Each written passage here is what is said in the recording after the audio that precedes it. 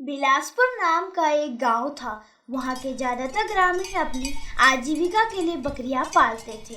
वे अपने चारे का खर्च कम करने के लिए बकरियों को पास की पहाड़ी पर चढ़ने के लिए भेजते थे, परंतु वहां एक खूंखार भेड़िया रहता था जो अधिकतर बकरियों का शिकार कर लेता था। इस बात से सभी गांव वाले परेशान रहते थे। उसी गांव में एक राघव नाम का एक लड़का भी रहता था। उसके पास एक छोटी सी प्यारी सी बकरी भी थी। वह उसे बहुत प्यार से रखता था। उस बकरी का नाम चांदनी था। राघव उसे कभी जंगल में नहीं भेजता था, क्योंकि उसको डर था कि कहीं भेड़िया उसे भी न खा जाए। परंतु चांदनी का बहुत मन करता था कि वह भी पहाड़ी पर बाकी गांव की बकरियों के साथ चरने के लिए जाए और एक आजाद जीवन जिए।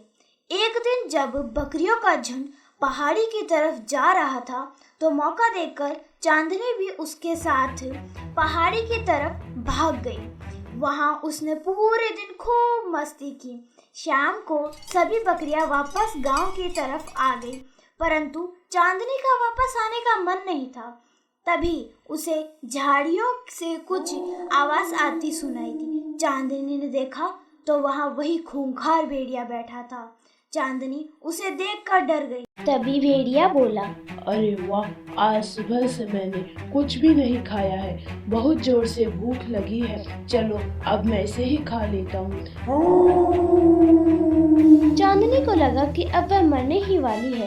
तभी उसके दिमाग में एक आइडिया आया। चांदनी बोली, अरे भेड़िया, तुमने कई बकरियों का गोश्त खाया है, पर बिना स्वाद के खाने में भी कोई मजा है क्या? भेड़िया बोला, स्वाद? अब मैं गोश्त में स्वाद कहाँ से मिलाऊं? तभी चांदनी बोली, अरे पागल, तुझे स्वाद मिलाने की जरूरत नहीं है। मैंने मेरे मालिक से सुना है, पहाड़ी के पीछे एक कुआं है। अगर कोई पहले उसमें से थोड़ा पानी पीने के बाद गोश्त खाता है तो उसका स्वाद 100 गुना बढ़ जाता है।